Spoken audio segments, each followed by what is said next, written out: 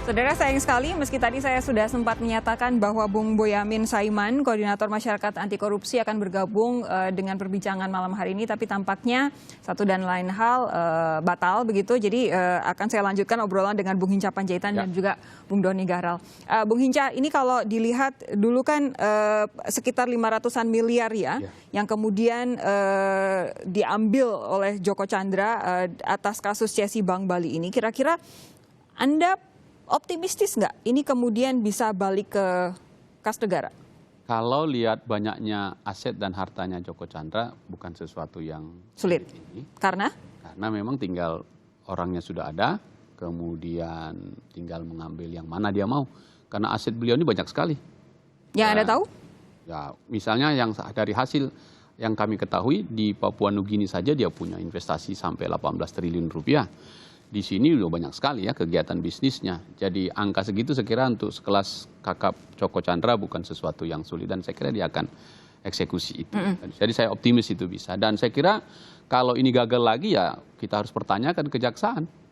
Kalau sudah dibantu nangkepin, sudah diserahkan, mengeksekusi itu pun tak bisa, ya saya kira persoalannya jadi kehilangan kepercayaan kita kepada kejaksaan. Tapi saya optimis bisa. Apalagi kalau presiden sudah instruksi langsung, harusnya ada rasa malu gitu ya kalau ada institusi yang kemudian tidak berhasil menjalankan fungsinya. Ya, saya kira kita mengapresiasi lah Presiden Jokowi ya, karena di Komisi 3 saya dan teman-teman terutama Bung Beni Kaharman langsung kami sebut presiden harus bertanggung jawab pada penegakan hukum ini dan kemudian disampaikannya dan dilakukan seperti tadi disampaikan teman-teman dari KSP, diperintahkan selesai dan tidak ada pandang bulu. Maka soal eksekusi harta atau kewajibannya itu pun saya kira bisa dijalankan. Karena presiden sudah turun langsung. Bung Doni, kalau untuk uang yang diambil oleh Joko Chandra dalam kasus Cesi Bank Bali ini, kira-kira yang saat ini dikoordinasikan oleh pemerintah supaya itu kembali ke kas negara apa?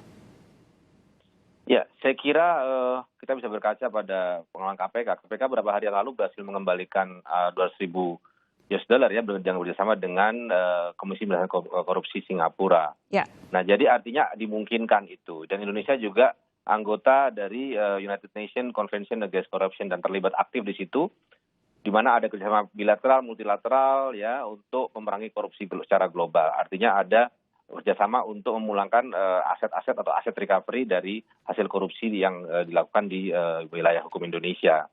Jadi saya kira semua langkah akan ditempuh ya, bukan hanya kemudian proses ini secara hukum saja, tetapi kekayaan Joko Chandra yang dibawa lari keluar itu saya kira bisa dikembalikan dan ke Indonesia begitu, Mbak Sofi.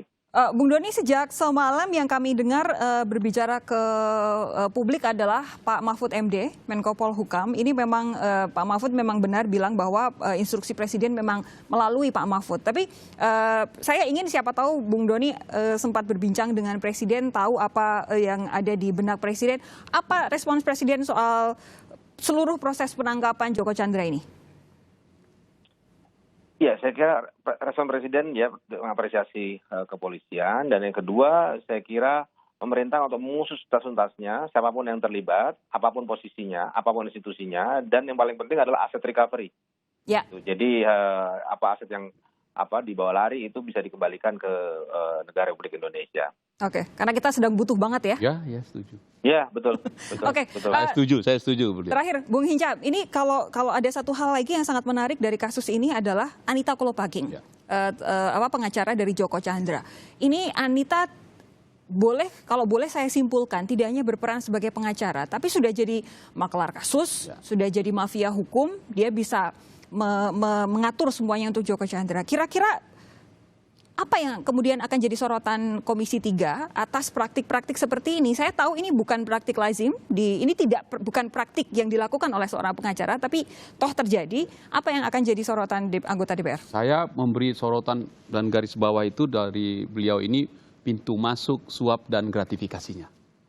Karena tadi kan disebutkan kalau soal berprofesi sebagai advokat, tentu ini sesuatu yang dilarang. Tapi saya kira persoalannya itu menjadi tersangka dia, dan ini harus digali sedalam mungkin antara Joko Chandra yang menyerahkannya kepada pengacaranya dan pengacaranya kemudian memainkan ini semua dan sekarang sudah tersangka. Ini kesempatan paling bagus untuk kepolisian membuat terang benderang kasus ini sehingga perasaan kita menjadi adil begitu. Tapi semua itu tadi saya sepakat dengan teman-teman di KSP dan kita juga dalam suasana pandemi seperti ini, negara butuh uang yang besar untuk mengatasi virus corona 19 ini. Dana itu atau kerugian negara itu harus segera diambil alih, segera dieksekusi agar kita bisa selamatkan lebih banyak yang terkena atau terpapar virus corona ini. Saya memberi perhatian sangat serius kepada kasus ini. Nanti begitu reses selesai, tanggal 13 Agustus kami masuk, tentu tidak bisa begini saja. Kami di Komisi 3 akan memanggil seluruh pihak dalam rangka pengawasan itu untuk membongkar kasus ini semua. Baru satu saja Joko Chandra yang harus diserahkan dan dieksekusi, tapi rekam jejaknya ke belakang masih sangat panjang. Betul. Dan jadi PR untuk semua pihak buat memastikan ini apapun proses hukumnya berjalan setransparan mungkin sehingga kita bisa saling mengawasi supaya rasa keadilan masyarakat itu tadi terpenuhi ya. Termasuk buron-buron yang lain karena ini bukan cuma hanya satu ini. Kalau ini bisa satu, saya kira teman-teman KSP nanti sampaikan ke Pak Presiden Jokowi, bukan hanya ini, semua saja, Bung. Supaya kita bisa mengembalikan aset recovery kita. Kita butuh dana besar untuk menyelamatkan bangsa ini. Bung Hinca, terima kasih. Terima kasih. Bung Doni, terima kasih sudah bergabung bersama kami di Sapa Indonesia malam hari ini. Sehat semua Bapak-Bapak. Sehat selalu.